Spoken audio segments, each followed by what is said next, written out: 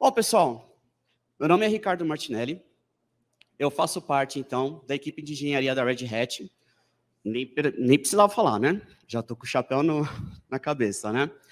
E eu vim aqui falar para vocês sobre inteligência artificial, ok? Poucos aí talvez conheçam todas as evoluções que a gente tem aí de inteligência artificial.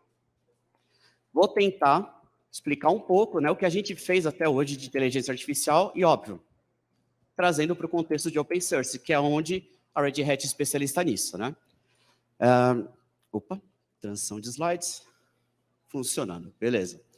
Então, vamos lá, pessoal. Quem conhece IA vai saber tudo o que eu estou falando, mas para algumas pessoas vão lembrar desses robôs aí dos filmes, né? Alguns que até querem matar a gente, né? Alguns que, enfim, apenas existem, né? Nas nossas cabeças, né? Em filmes.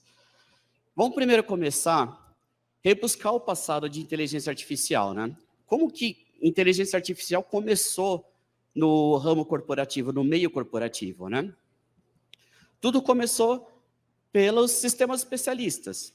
Então, os sistemas especialistas eram basicamente aquilo que todo mundo fala de forma pejorativa, né, sobre inteligência artificial. Inteligência artificial é um monte de if-else. Nesse caso, eles estão certos. É um monte de if-else. Só que de uma forma um pouco diferente, né?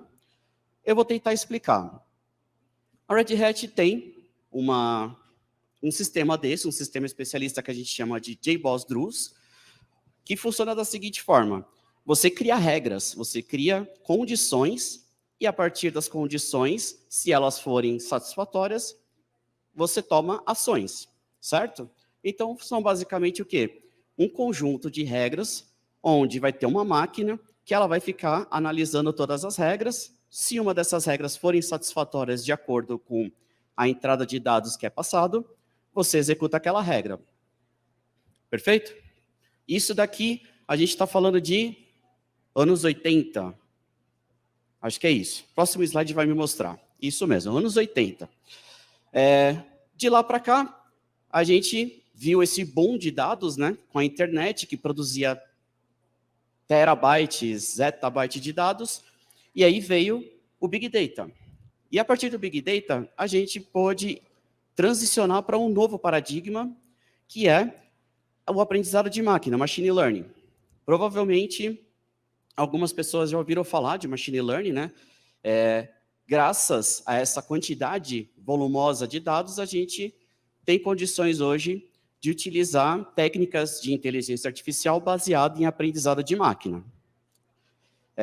Só para deixar bem claro, aprendizado de máquina é um termo até genérico dentro de IA, porque existem vários segmentos de aprendizado de máquina. Tem os dados que são o aprendizado já supervisionado, onde os seus dados já são conhecidos, você já sabe qual é o resultado deles. Tem os não supervisionados, onde você não sabe, né, não tem a menor noção sobre seus dados e você quer que o modelo te dê uma ideia do que esses dados querem dizer. E tem o aprendizado por reforço, que talvez alguns de vocês já ouviram falar. Não sei se muitos já ouviram falar do DeepMind, né? Que é um modelo que ele bateu o maior jogador de Go do mundo. Não sei quanto vocês conhecem de Go, pessoal. Eu conheço muito menos. Mas é praticamente um xadrez chinês, certo? E que é extremamente complexo. Muito mais complexo do que nos anos 90, quando o Deep Blue ganhou, né, do Garry Kasparov. Ok? Beleza. Uma vez que a gente já tem uma quantidade volumosa de dados, a gente partiu ali para as idas de 2010 para um boom na parte computacional, né? A quantidade de recursos computacionais, processamento e tal, cresceu de forma absurda. E isso proporcionou um terceiro paradigma de IA a trazer para o meio corporativo, que seria Deep Learning. Como é que funciona Deep Learning? Ele é uma especialização do aprendizado de máquina com uma seguinte diferença. A gente está falando de redes neurais, onde tem uma série de camadas dentro dele, uma série de neurônios dentro dele, só que, para você poder treinar um modelo desse, você precisava de uma capacidade de processamento muito grande. Como a gente resolveu esse problema? Graças aos nossos jogadores de PC, os jogadores de videogame, eles trouxeram a tecnologia que faltava para essa tecnologia acontecer, que são as GPUs, as placas de vídeo. Então, a NVIDIA, a AMD, todas elas produzem GPUs hoje com foco também em Deep Learning, para poder executar esses modelos. Claro, se veio do ramo de jogos, por que não fazer brincadeiras com os modelos, né?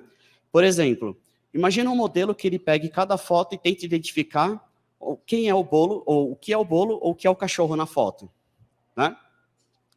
Agora, o meu modelo favorito, que é esse. Como que eu vou identificar nessas fotos aqui quem é Quentin Tarantino ou quem é o Marquito? É bem difícil, né? Até hoje eu não sei quem é o primeiro. Beleza, pessoal. Até aqui, a gente só está falando sobre os paradigmas, mas vamos falar de tecnologias, vamos falar das bibliotecas que são usadas hoje para poder utilizar tudo isso, né? Para poder utilizar Deep Learning, Machine Learning, essas coisas. Eu peguei aqui um dado, acho que da Stack Analytics. Ela mostra hoje as maiores bibliotecas usadas nas maiores linguagens utilizadas para Data Science, Python, Scala e R.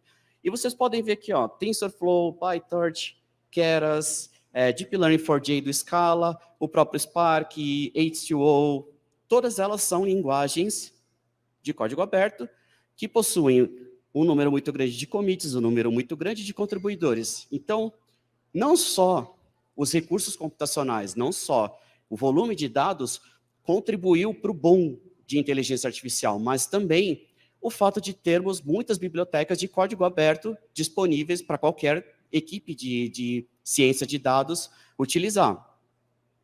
Ok? Paramos por aqui? Não. Temos agora um novo paradigma que está acontecendo hoje, nesse exato momento da inteligência artificial, que engloba dados, computação e um novo meio de aprendizado que é o Self-Supervising Learning. Significa o quê? Eu quero pegar todos os meus dados, eu entrego para o modelo, ele se vira o que fazer com ele. Alguém já pensou num exemplo de que seria esse modelo? Alguém tem alguma ideia? Provavelmente não, mas se eu falar o nome desse modelo, todo mundo vai saber. ChatGPT. Quem já ouviu falar de ChatGPT?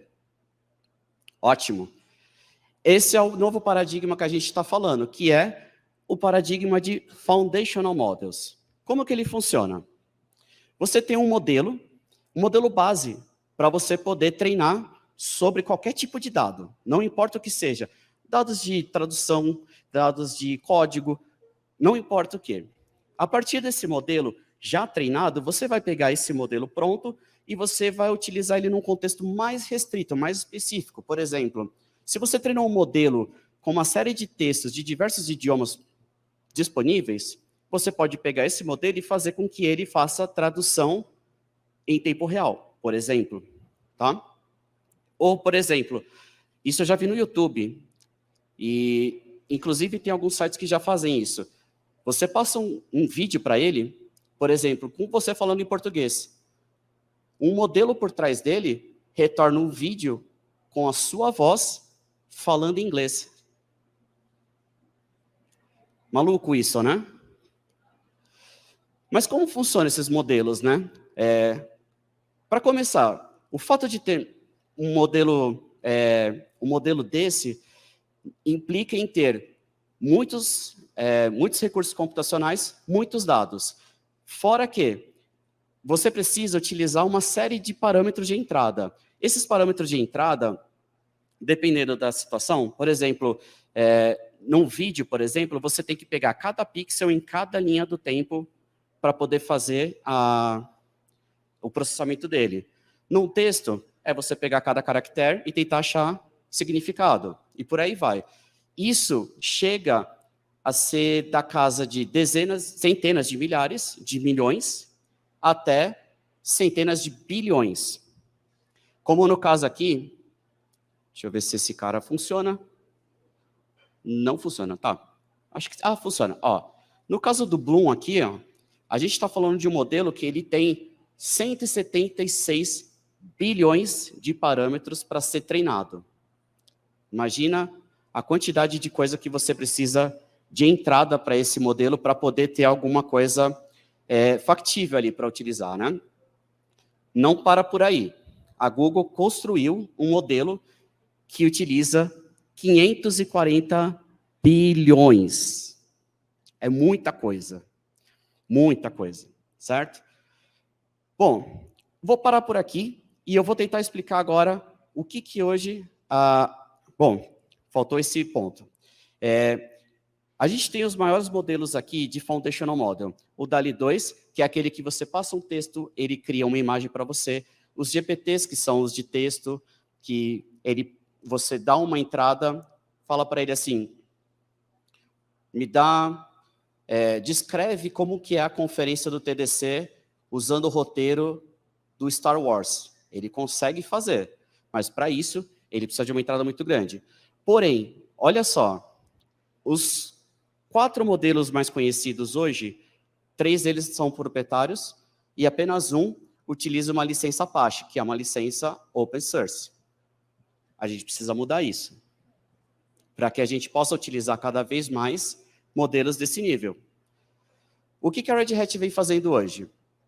A gente está desenvolvendo um projeto chamado Open Data Hub, cujo objetivo é criar uma plataforma para que equipes de ciência de dados possam criar seus modelos, treinar os modelos, utilizando clusters elásticos, uma vez que eles são todos orquestrados em containers, para depois vocês poderem publicar esse modelo e as aplicações poderem utilizar. Essa é a interface dele que a gente está trabalhando. Então, você pode ver que tem os workbenches, onde você tem os servidorzinhos Jupyter.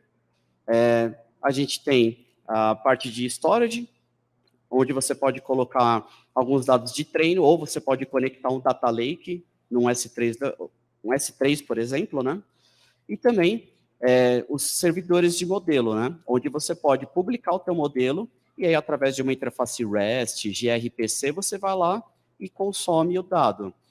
Além disso, a gente está trabalhando numa biblioteca de Explainable AI.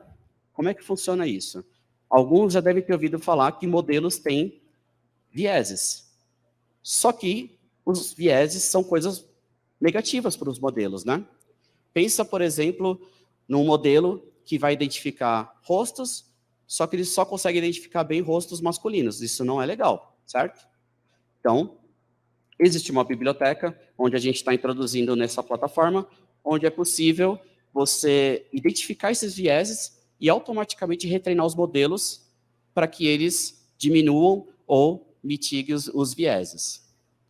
Além disso, para a parte de Foundational Models, a gente está desenvolvendo uma biblioteca em parceria com a IBM, onde, a partir de um cluster de Kubernetes, que você possa orquestrar containers, você possa dizer assim, eu preciso de um cluster com, sei lá, 48 CPUs, 128 GB de memória, e eu preciso rodar um modelo em cima dele.